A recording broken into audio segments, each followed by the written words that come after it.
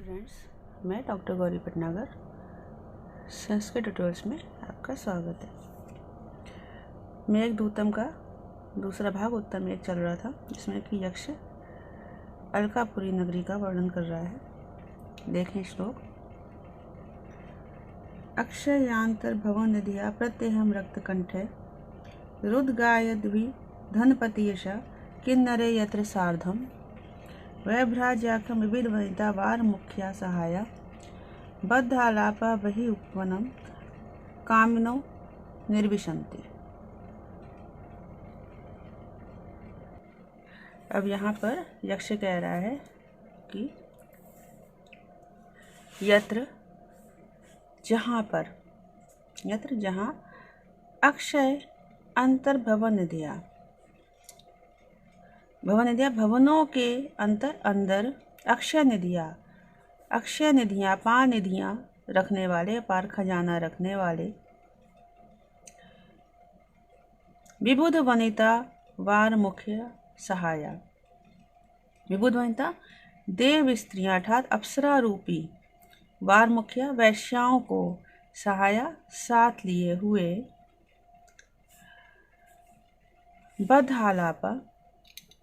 बद्धालापा means बातचीत करते हुए कामीजन प्रत्यहम प्रतिदिन रक्तकंठ मधुर स्वर वाले धनपति यशा कुबेर के यश को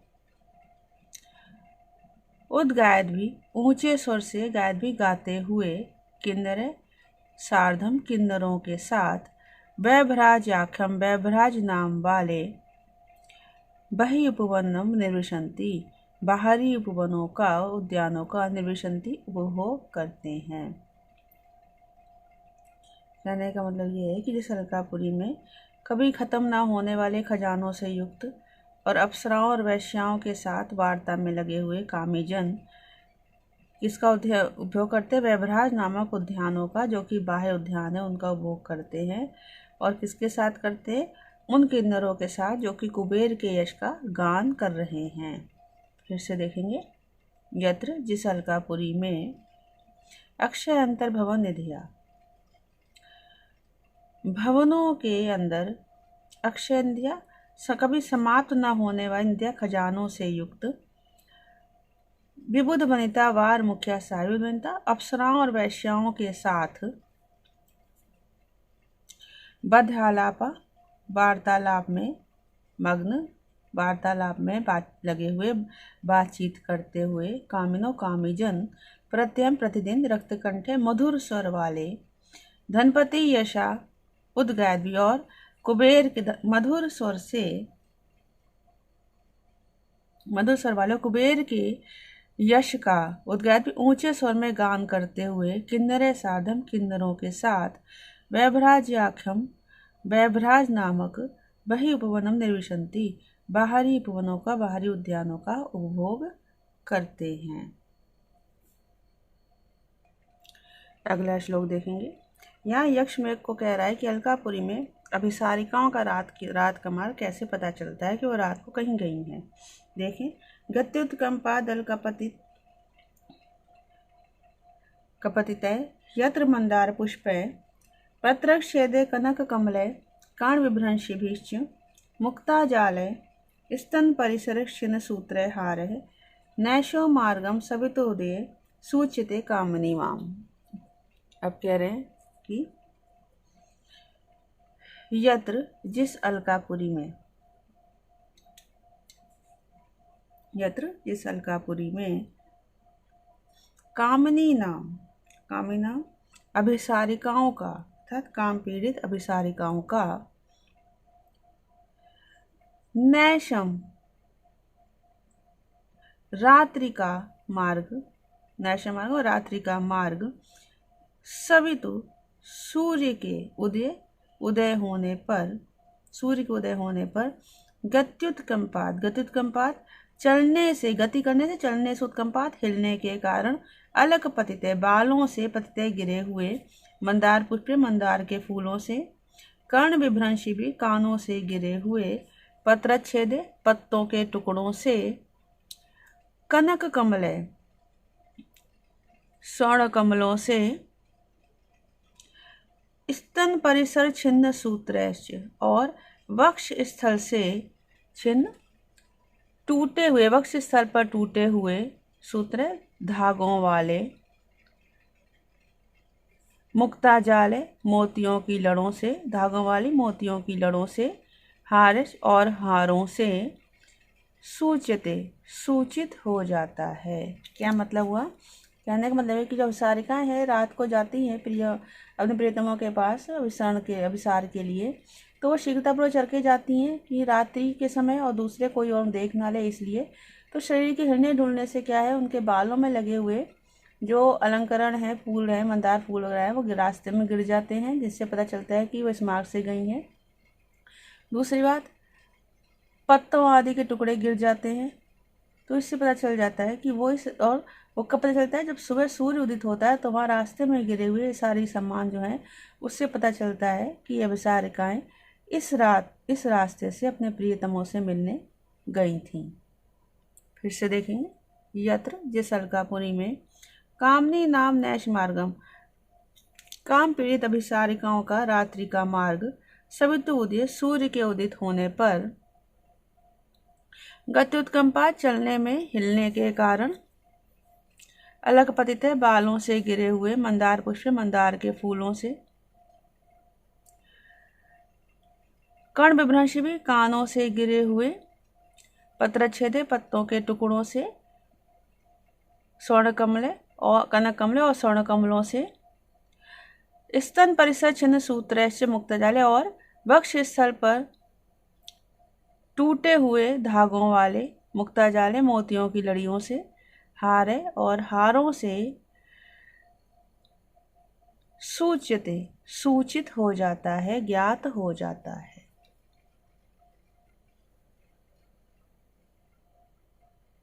तो यहाँ पर अब अभिसारिकाओं का मार्ग बताया गया है, तो अनुमान किया गया है, तो यहाँ अनुमान अलंकार है। इस श्लोक में यक्ष मेघ से कहता है कि अलकापुरी में स्त्रियों की जो समस्त प्रसाधन सामग्रियां हैं, उनके सजने संवरने की जो सामग्रियां, वो सारी कल्पवृक्ष ही देता है। देखें, वाशश्चित्रम मधुनयनयो विभ्रमादेश दक्षम, पुष्पोद्भेदम स किसलय भूषणानां विकल्पम, लाक्षारागम चरणकमल न्यास योग्यम च यस्या एकः सूते सकलम अबला मंडनम कल्पवृक्षा। अब यहाँ पर कवि कह रहे हैं, यस्या जिस अलकापुरी में, चित्रम वासा अनेक प्रकार के वासा वस्त्रों को, नयन विभ्रमाद नेत्रों को विभ्रमाद विलास, आदेश दक्ष सिखाने में दक्ष कुशल, मधु मदिरा को, किसलये सह किसलयों के साथ, किसले मीन्स नए नए पल्लवों के साथ, पुष्पोद्भेदम फूलों के विकास को, भूषणा नाम विकल्पम भूषणा आभूषणों के विकल्पम अनेक प्रकारों को, लाक्षारागण चरण कमल न्यास योग्यम चा और चरण रूपी कमल में लगाने योग्य लाक्षारागम महावर को। इस प्रकार सकलम अबला मंडनम समस्त अबला स्त्रियों की, मंडनम प्रसाधन सामग्री को, श्रृंगार सामग्री को, एका कल्प वृक्षा सूते अकेला कल्प वृक्ष ही सूते उत्पन्न करता है। कल्प वृक्ष जो है, क्योंकि वो सबकी इच्छाओं को पूर्ण करने वाला वृक्ष है, तो सारी सामग्री को कल्प वृक्ष ही उत्पन्न करता है। प्रसाधन सामग्री चूंकि 4 प्रकार की होती है श्रृंगार सामग्री, कौन सी? कचधारे, देहधारे, परिधेय और विलेपन। 4 प्रकार की प्रसाधन सामग्री जो है वो बताई गई है। जैसे कचधार में केशों में धारण करने योग्य कौन से हैं? फूल आदि और किसलय आदि, ये कचमीस केशों में धारण करने योग्य है। और वस्त्र आभूषण शरीर पर धारण करने योग्य देहधारी हैं। और चित्रवासम वस्त्र पहनने योग्य अनेक प्रकार के वस्त्र, ये क्या है? परिधेय अर्थात पहनने योग्य हैं। और लाक्षाराग, ये जो अंगराग विलेपन है, लेप करने वाला है, ये क्या है? ये विलेपन है। इसका 4 प्रकार के जो है सामग्री का यहाँ वर्णन किया है कवि ने। फिर से देखेंगे, यस्या जिस अलकापुरी में चित्रम वासम अनेक प्रकार के वस्त्रों को, नयनो विभ्रम आदेश दक्षम नेत्रों को विलास आदेश सिखाने में कुशल, मधु मदिरा को,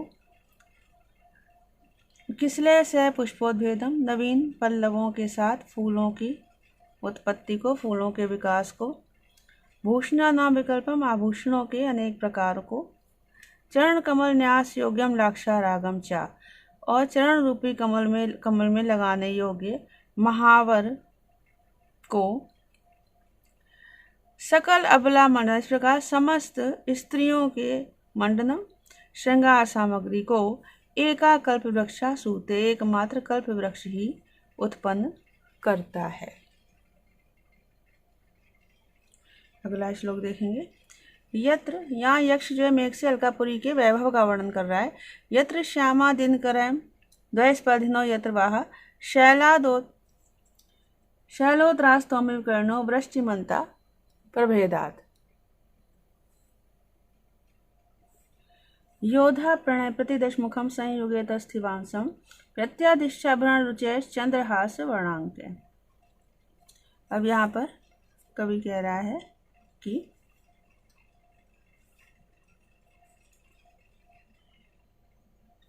यत्र, जहाँ पर, वाह घोड़े, पत्र श्यामा पत्तों के समान हरे वर्ण वाले हैं, हरे वर्ण वाले होने से दिनकर है स्पर्धा, सूर्य के घोड़ों से स्पर्धा करने वाले हैं, तो सूर्य के घोड़ों के साथ स्पर्धा करने वाले हैं, बराबरी करने वाले हैं।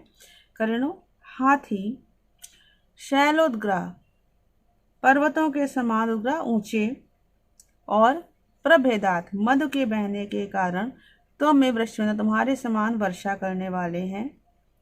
क्योंकि घोड़े कैसे पत्तों के समान हरे हैं, इसलिए सूर्य के घोड़ों का रंग भी हरा बताया गया।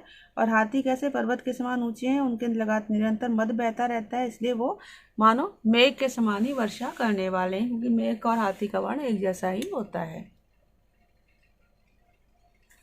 आगे देखेंगे, योधाग्रण्या और योधाग्रण्या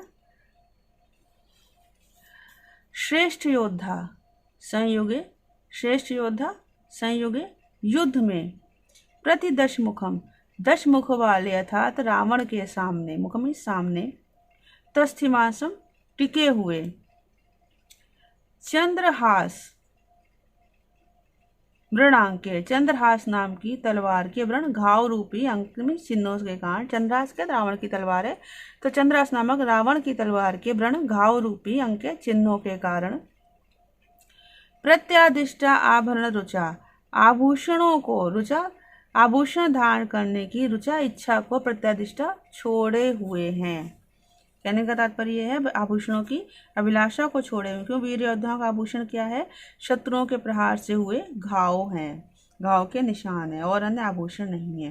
तो अलकापुरी के योद्धा रावण की तलवार के प्रहार को सह चुके हैं, तो इसलिए उनकी आभूषणों की इच्छा समाप्त हो चुकी है। पौराणिक कथाओं के अनुसार कुबेर, जो कि विश्रवा का इडविटा से उत्पन्न पुत्र थे कुबेर, तो इस तरह वो रावण के छोटे भाई थे, क्योंकि रावण विश्रवा का पुत्र है। तो कहा जाता है एक बार रावण ने कुबेर पर आक्रमण किया था और उसका पुष्प विमान छीन लिया था, सारा खजाना छीन लिया था।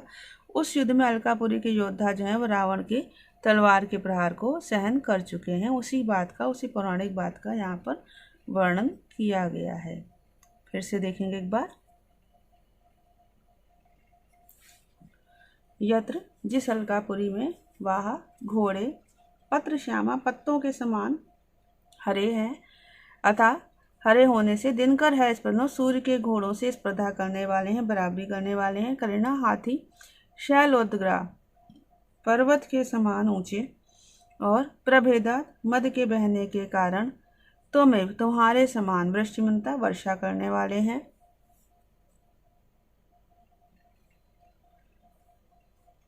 और योधागण्य, और जहाँ पर योधागण्य श्रेष्ठ योद्धा, संयुगे युद्ध में, प्रतिदशमुखम, दशमुख वाले अर्थात रावण के मुखम सामने, तस्थिमासा टिके हुए,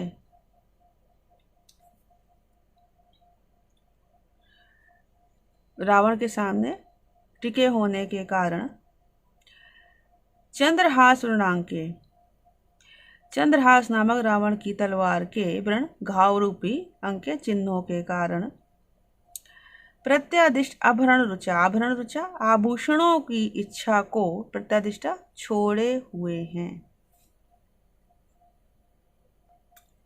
अगला श्लोक देखें।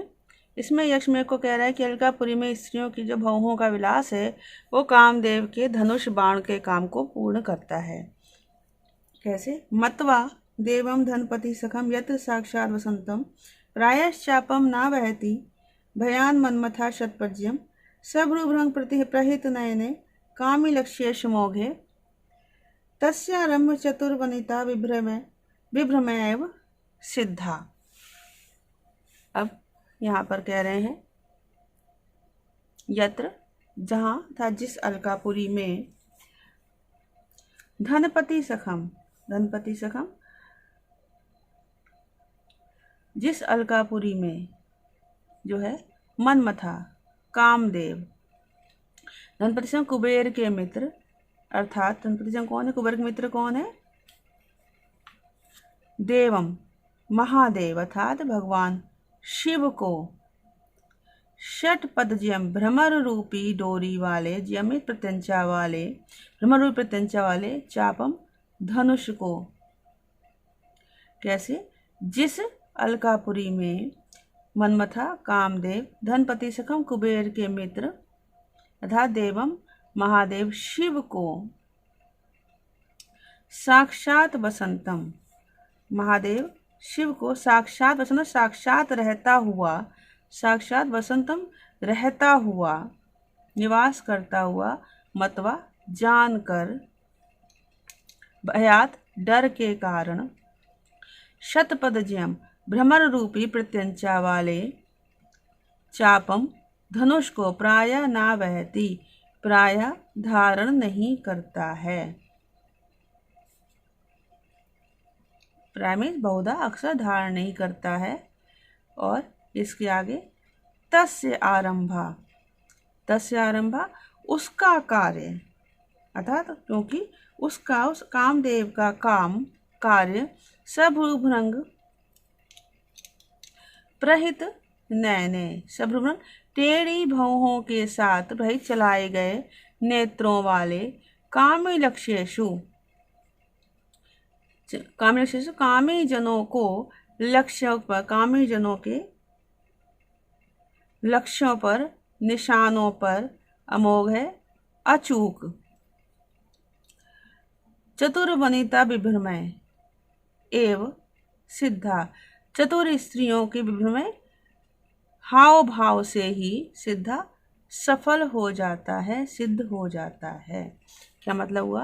मेरा कहते हैं अलकापुरी में कामदेव जो है वो कुबेर के मित्र महादेव शिव को वहाँ प्रत्यक्ष रहता हुआ, निवास करता हुआ जानकर डर के कारण अपना धनुष बाण नहीं चलाते, क्योंकि उनका काम जो है वो चतुर स्त्रियों के हाव भाव से ही बन जाता है, जो कि अपनी टेढ़ी भौं करके अपने नेत्रों से के द्वारा कटाक्ष करके कामी जनों को निशाने पर, कामी जनों पर निशाना साध लेती हैं। कामदेव क्यों डरते हैं? क्योंकि कामदेव का जैसा बताया मैंने पहले ही बताया हुआ है कि कामदेव को भगवान शिव ने अपने तीसरे नेत्र से भस्म कर दिया था, जब वो शिव और पार्वती को, भगवान शिव के उन्हें पार्वती के प्रति